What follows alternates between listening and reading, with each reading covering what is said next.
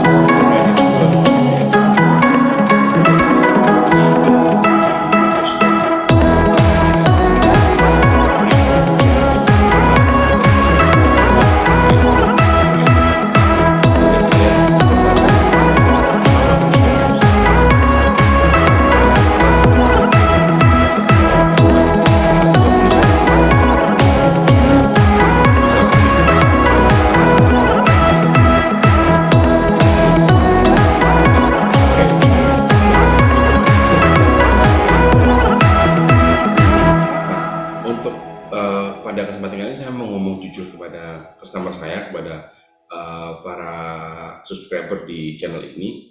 Sebenarnya barang palsu itu setelah saya beberapa tahun bergabung di Kutus-Kutus sebenarnya tidak cukup masif, bukan dalam arti kuantiti besar dia memalsukan produk putus-putus, enggak.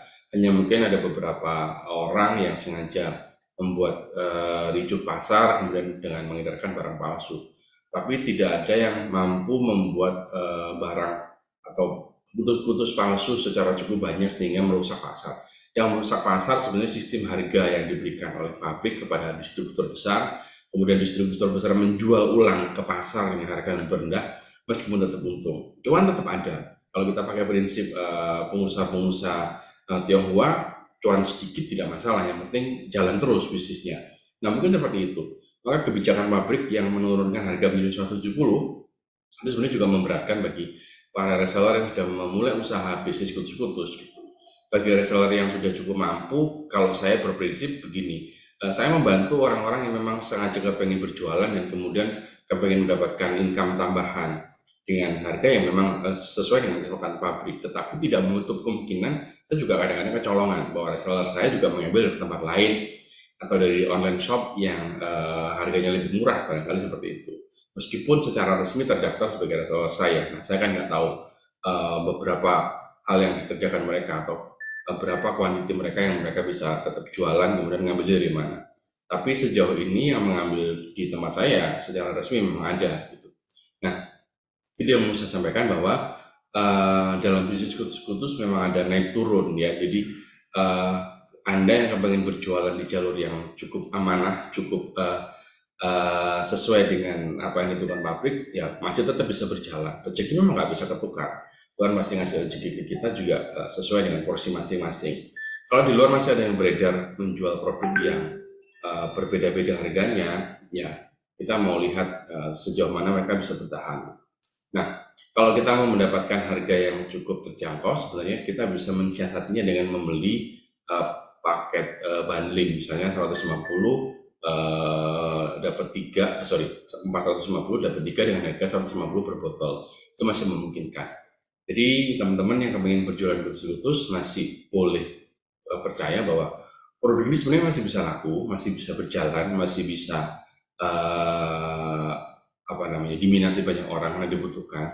Meskipun toh saya mau memberikan saran dan kritik secara manajemen, ada beberapa perubahan-perubahan yang mungkin menurut kita tidak menguntungkan sebagai penjual.